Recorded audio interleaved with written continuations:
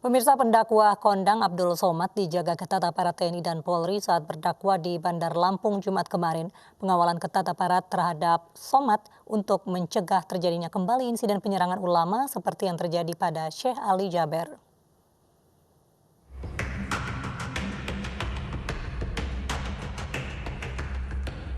Pemandangan tidak biasa terjadi saat dai kondang Ustadz Abdul Somad berada di Bandar Lampung untuk berdakwah kemarin. Ustadz Abdul Somad dikawal sejumlah tentara saat tiba di Masjid A2 Wai Halim, Bandar Lampung.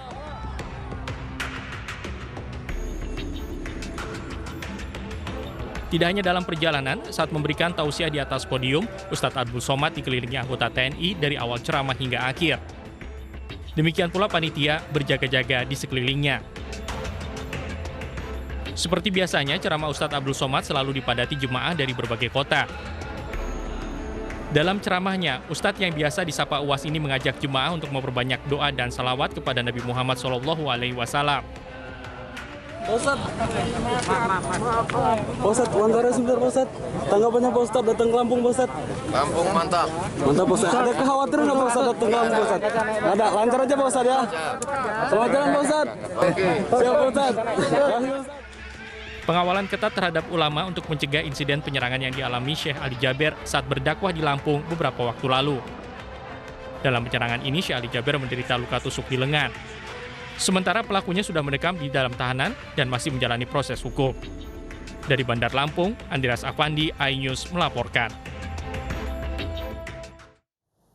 Polisi memeriksa secara maraton tersangka pelecehan dan pemerasan saat rapid test di Bandara Soekarno-Hatta. Polisi pun membuat posko pengaduan di Terminal 3 untuk mengungkap kemungkinan adanya korban lain.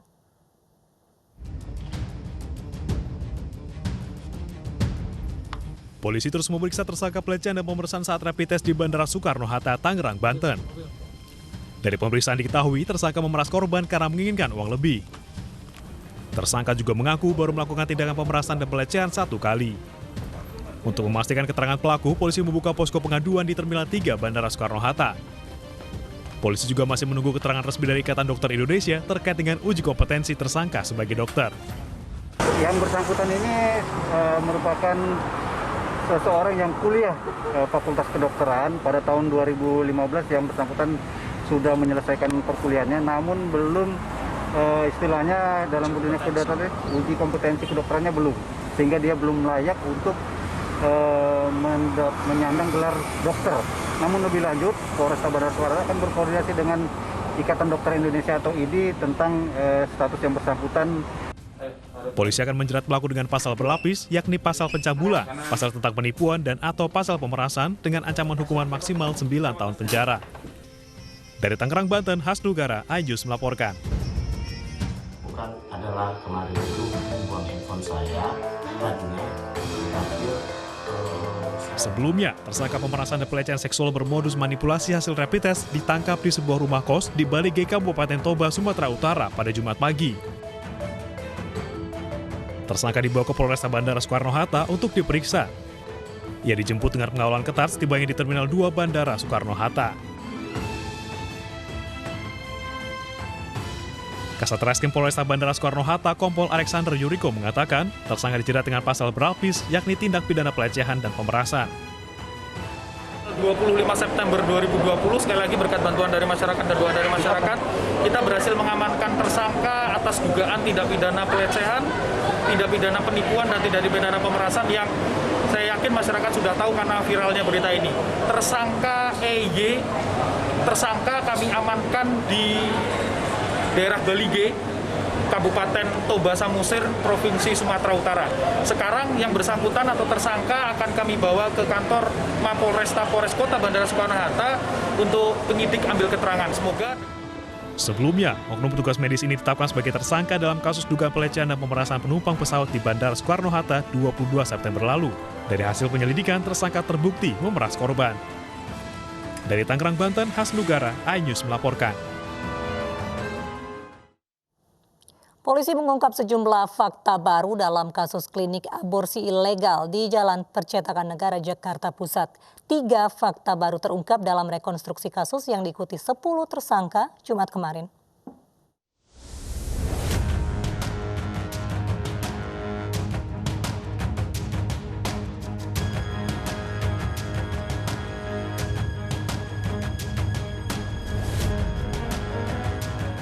Polisi telah menetapkan 10 tersangka dalam praktik klinik aborsi ilegal di kawasan Percetakan Negara, Jakarta Pusat. Dalam satu hari, klinik ini biasa menerima 6 pasien yang menggugurkan kandungan.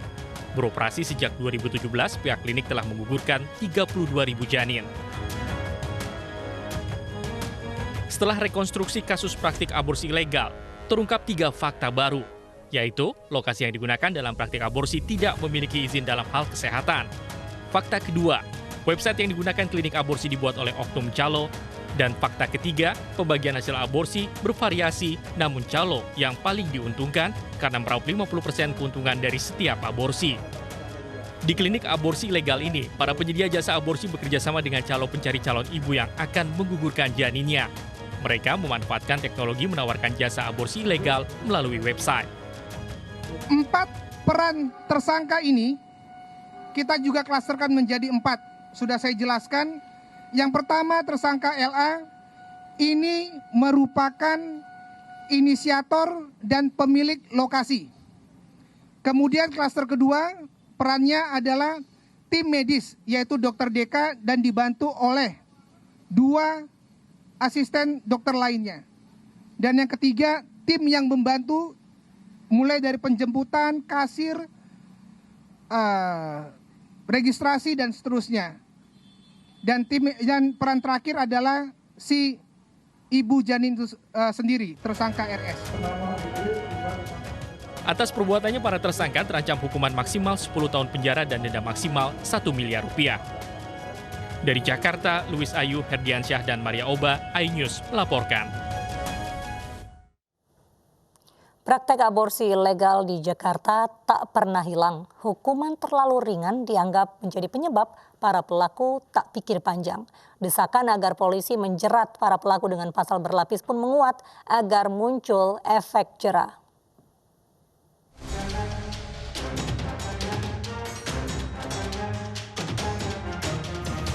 Tak ada menyangka rumah di pinggir jalan ini tempat praktek aborsi ilegal. Lokasinya di Jalan Percetakan Negara, Jakarta Pusat. Pengakuan pengelola kepada polisi sudah lebih 30.000 janin mereka gugurkan sejak beroperasi 3 tahun belakangan. Dalam sehari, tempat ini bisa menampung 6 pasien dengan keuntungan 10 juta rupiah. Hitung-hitungan polisi, 3 tahun berarti sudah meraup 10 miliar rupiah. 10 orang jadi tersangka, termasuk 1 pria berperan sebagai dokter yang ternyata belum menyelesaikan pendidikan profesi. Dokter Deka ini adalah di-hire oleh pemilik lokasi tersebut, yaitu tersangka LA. Pada saat itu, dokter ini belum memiliki sertifikasi, sampai dengan saat ini maksud saya, belum memiliki sertifikasi sebagai seorang dokter. Ironisnya, polisi belum 1 bulan menggerebek praktek haram serupa, tak jauh dari lokasi. Tepatnya di Jalan Raden Saleh, Jakarta Pusat. Praktek aborsi ilegal di lokasi ini terbongkar dari pengembangan kasus pembunuhan warga negara asing, bos pabrik roti di Bekasi oleh sekretarisnya. Sang sekretaris menggugurkan anak yang ia sebut hasil hubungan gelap dengan bosnya. 17 orang pengelola klinik pun masuk ke sel polisi. Komisi Perlindungan Anak Indonesia prihatin aborsi ilegal marak terjadi. Penegakan hukuman berat patut diberikan kepada pelaku agar muncul efek jera. Saya kira penegakan hukum untuk kasus-kasus ilegal aborsi itu menjadi hal yang sangat penting karena aborsi yang dilakukan secara ilegal tentu akan membahayakan bagi korban baik secara fisik maupun psikologis. Rita Pranawati boleh jadi benar. Hukuman ringan hanya membuat pelaku praktek aborsi ilegal menganggap enteng resiko aksi bejatnya. Simak saja pengungkapan polisi di lokasi aborsi ilegal di Paseban, Jakarta Pusat, Februari lalu. Salah satu tersangka justru pernah dipenjara 3 tahun karena kasus serupa. Polisi saat itu sangat geram dan menjeratnya dengan pasal berlapis. Kita akan lapis di sini pasal yang kita kenakan dengan ancaman 5 tahun setiap ini.